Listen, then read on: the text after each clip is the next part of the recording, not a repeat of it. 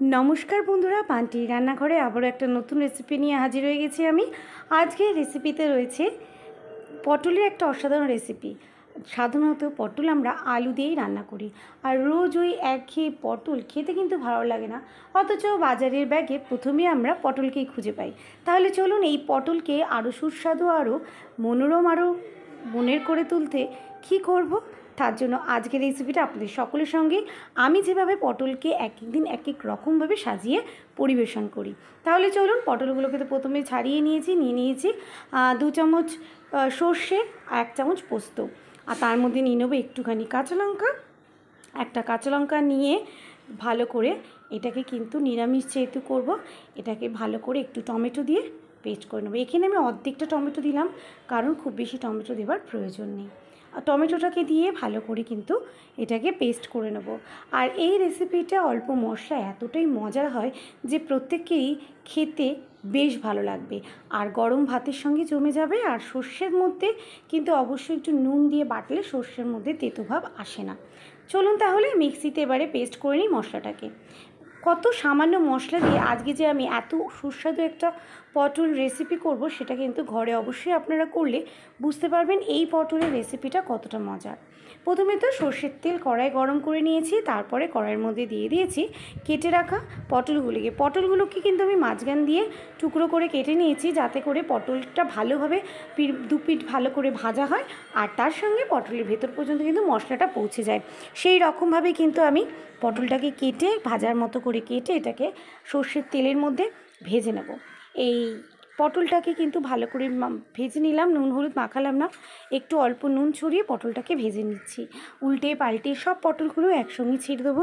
এই পটলের রেসিপিটা এতটাই মজার আপনারা রুটি দিয়ে বা ভাত দিয়ে দুটো দিয়েই খেতে বেশ ভালো লাগে। আর নিরামিষ বলে আপনারা যে কোনো দিন এই রেসিপিটা অনায়াসে করতে পারেন। আর নিরামিষের দিন কিন্তু চিন্তা করতে হয় কী করব আর কী করব না, তো সেই দিন অবশ্যই এই পটলের রেসিপি করতে পারেন, ভাতের সঙ্গে জাস্ট জমে যাবে। তাহলে চলুন এবারে ঢাকা চাপা দিয়ে নিচ্ছি যাতে পটলটা একটুখানি নরম হয়ে যায়। সে কারণে আমি সবসময় একটু চাপা দিয়ে রান্না করি, তাতে রান্নাটা খুব তাড়াতাড়ি হয় আর সবজি হোক বা যাই হোক তাড়াতাড়ি কিন্তু সেদ্ধ হয়ে যায়। এদিকে মশলাটা আমি মিক্সির মধ্যে পেস্ট করে নিচ্ছি, এদিকে কিন্তু পটলটা আমার অনেকটাই আর একটুখানি ভেতর দিক দিয়ে সেদ্ধ আর বাইরের দিক দিয়ে লাল হয়ে গেছে। মিক্সিতে দেখে নিয়েছি যে সর্ষে পোস্তটা কিন্তু আমার বাটা হয়ে গেছে, মিহি হয়ে বাটা হয়ে গেছে। মিহি বাটাটা কিন্তু খুবই দরকার যে কোনো মশলার ক্ষেত্রে, যত মিহি হবে টেস্ট কিন্তু সবজির ততই ভালো হবে।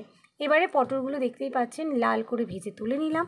এবারে খুব কম তেলের মধ্যে গরমকালে কীভাবে সুস্থ হেলদি একটা খাওয়া দাওয়া করবেন সেই রেসিপি আমি আপনার সাথে শেয়ার করি যাতে করে গরমেও শরীরটা সুস্থ থাকে। অল্প তেলের মধ্যে কিন্তু আমি পটলটা ভেজেছি, এবারে ওই তেলের মধ্যেই আমি বাকি রান্নাটা করে নেব। ওই তেলের মধ্যেই দিয়ে দিলাম কিছুটা পরিমাণ কালো জিরে ফোড়ন দেবো। ফোড়নটা ভাজা অবধি ওয়েট করব আর দিয়ে দেবো একটা তেজপাতার সঙ্গে একটা শুকনো লঙ্কা দিয়ে এবারে ফোড়নটা ভালো করে ফুটতে শুরু হবে, ততক্ষণ আমি একটু ওয়েট করব। আর এই রেসিপিটা কিন্তু সকলেই কিন্তু করেন, অনেকেই করেন, আর যারা জানেন না তাদের জন্য বিশেষ করে এই রেসিপিটা আজকে আপনাদের দেওয়া হলো। চলুন তেলটা তো গরম হয়েই গেছে, এবারে এর মধ্যে দিয়ে দেবো বাকি মশলাটা। যে মশলাটা আমি মিক্সিতে পেস্ট করে রেখেছিলাম সেই মশলাটা এতে দিয়ে দিলাম, দিয়ে ভালো করে মশলাটাকে তেলের সঙ্গে মিশিয়ে নিতে হবে বা কষিয়ে নিতে হবে। নাড়িয়ে চাড়িয়ে কষাবেন, পোস্ত তো লেগে যেতে পারে, সেক্ষেত্রে আমি ক্রমাগত নাড়াচাড়া করব। এবারে দিয়ে দিতে হবে এর মধ্যে অল্প কিছু মশলা, দিয়ে দিলাম অল্প একটুখানি হলুদ গুঁড়ো আর দিয়ে দেবো একটুখানি লঙ্কার গুঁড়ো, 1/2 চামচ হলুদ গুঁড়ো আর এখানে 1/2 চামচ লঙ্কা গুঁড়ো। যেহেতু আমি কাঁচা লঙ্কা দিয়ে পেস্ট করেছিলাম সেহেতু ঝালটা আপনারা আপনাদের মতোই দেবেন, এতে কিন্তু টেস্টটা ভালোই লাগবে। এবারে আবার একটুখানি কষিয়ে নেবো, মশলা থেকে তেল ছাড়া পর্যন্ত ওয়েট করব। দিয়ে দিলাম একটুখানি নুন, যেহেতু টমেটো ছিল মশলায় তো নুন দিয়ে দিলাম পরিমাণ মতো, নিয়ে আবারও মশলাটাকে কষাবো।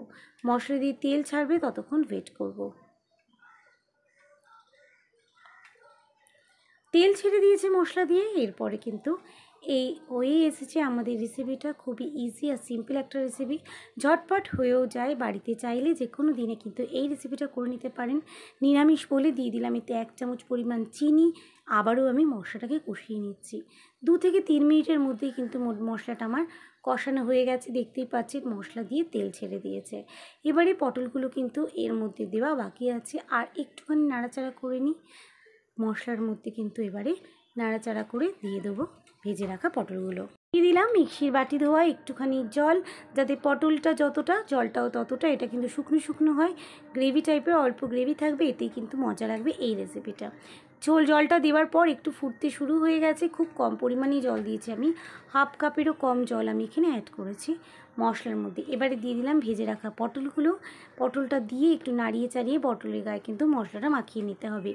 এইভাবে মশলাটা মাখিয়ে যত নেবেন, তারপরে এটাকে একটু ঢাকা চাপা দিয়ে দেবো, যাতে পটলটাকে যেটুকুনি সেদ্ধ হওয়া বাকি আছে সেটুকুনি সেদ্ধ হয়ে যাবে, এতেই আর রান্নাটাও কমপ্লিট হয়ে যাবে খুবই সাধারণভাবে। দেখতেই পাচ্ছেন, এটাকে আমি চাপা দিয়ে দেব কিছুক্ষণের জন্য, আর একটুখানি পটলটা সেদ্ধ হওয়া পর্যন্ত ওয়েট করব। আর এই রেসিপিটা তেল পটল নামে পরিচিত, আপনারা চাইলে অবশ্যই এই রেসিপিটা ঘরে করতে পারেন। দেখতেই পাচ্ছেন ঢাকা খোলার পর লুকটা এরকম এসছে, আর রেসিপিটা অসাধারণ, চাইলে ঘরে ট্রাই করতে পারেন। আজকের মতো এতটাই, দেখা হচ্ছে নতুন আবারও একটা রেসিপি নিয়ে। সুস্থ থাকবেন, ভালো থাকবেন, আর রেসিপিগুলো অবশ্যই ঘরে ট্রাই করবেন।